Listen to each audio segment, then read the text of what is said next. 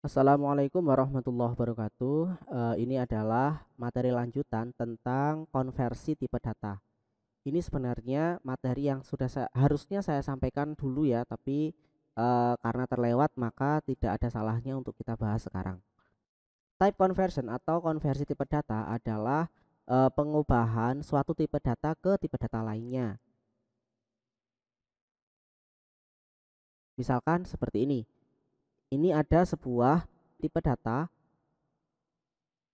let A sama dengan string 3. Perhatikan ini ada dua petik, artinya ini adalah string bukan angka. Kemudian let B sama dengan string 3. Ketika kita jumlahkan A ditambah B, hasilnya adalah 33.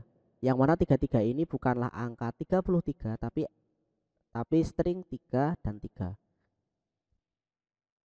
Nah, kita tidak bisa menjumlahkan 3 ditambah 3 sama dengan 6, karena kalau kita ingin mengubah itu maka kita harus mengubah tipe data 3 sebagai string ini menjadi number ya, atau menjadi angka.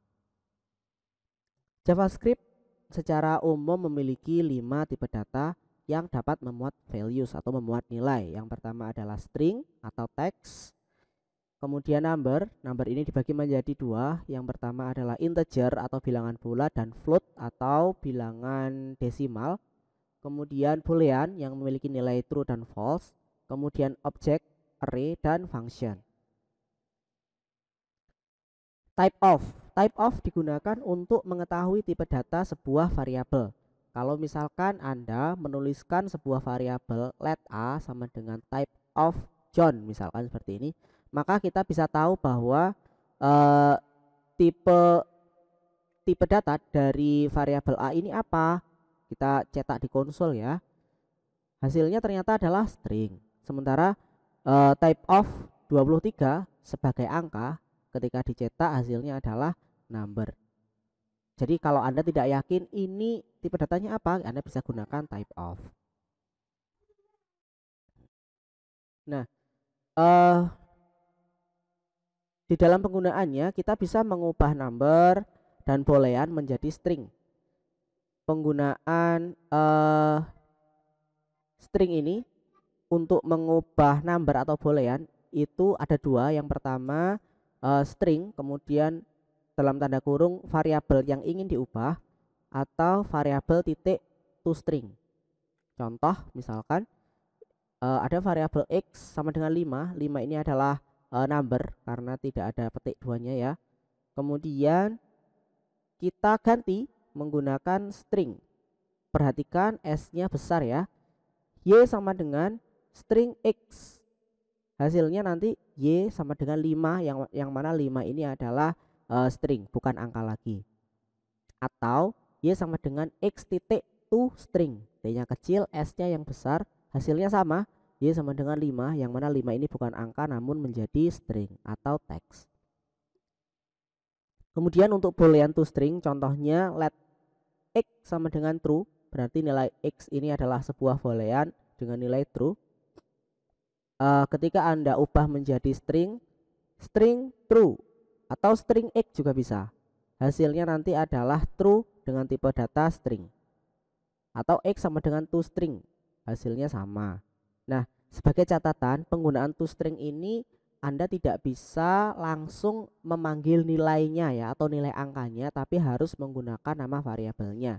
Jadi misalkan 31 toString itu nggak boleh, atau misalkan ini 5 toString itu nggak boleh. Anda harus memanggil atau memasukkan nilai itu ke dalam sebuah variabel baru dipanggil menggunakan toString ini, agar nilainya dari number berubah menjadi string. Yang kedua adalah string to number. Di sini penggunaannya sama seperti string. Di dalamnya ada number variabel, kemudian boolean to number, kemudian parse int atau mengubah nilai menjadi integer ya. Ada juga parse float atau mengubah nilai menjadi float. Mohon maaf ya, di sini nilai saya salah menambahkan. Harusnya integer string to float ini menggunakan parse float, dan float string to integer ini menggunakan parse in gitu ya. Tadi salah. Oke, di sini kita akan coba cek di kode programnya dalam konversi tipe data tadi ya. Oke, yang pertama saya akan membuat sebuah variabel A dengan tipe data number atau angka. Kemudian variabel B dengan tipe data string atau teks ya. Kita gunakan 2 petik. Kemudian dua variabel ini nanti akan saya jumlahkan dengan nama variabelnya result A plus B. Hasilnya nanti seperti apa, kita cek konsol saja ya biar gampang. Oke, kita sudah buka browsernya, saya geser hasilnya. Oh ya, cek konsol dulu.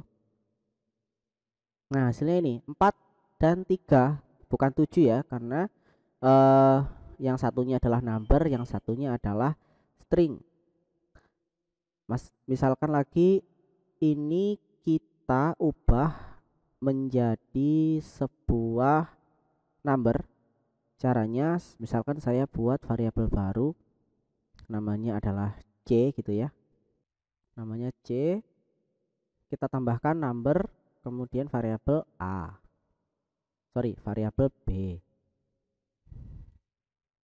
Kemudian untuk hasilnya kita ganti menjadi A plus C, hasilnya benar 7. Nah, ini karena tipe data string sudah kita ubah menjadi number. Begitu ya.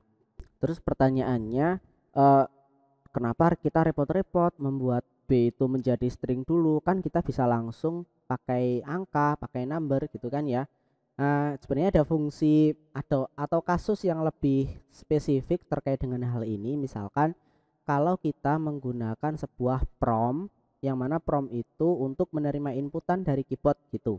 Nah, prompt itu tipe datanya harus string atau pasti string gitu ya. Jadi kita kalau ingin menggunakan prompt, kita harus mengganti yang awalnya string menjadi number. Nah, ini ya string ya, mengeluarkan kembalian adalah string.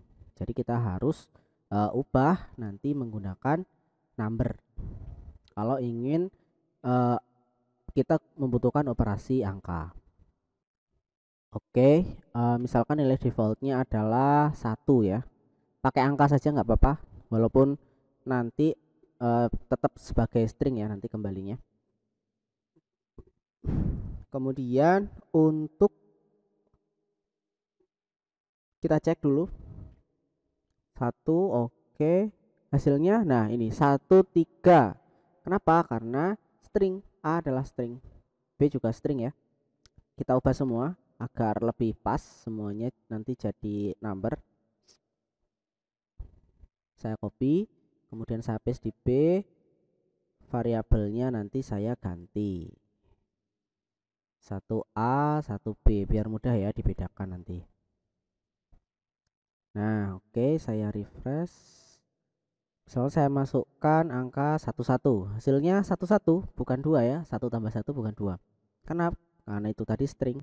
Nah, sekarang kita ubah dulu menjadi number.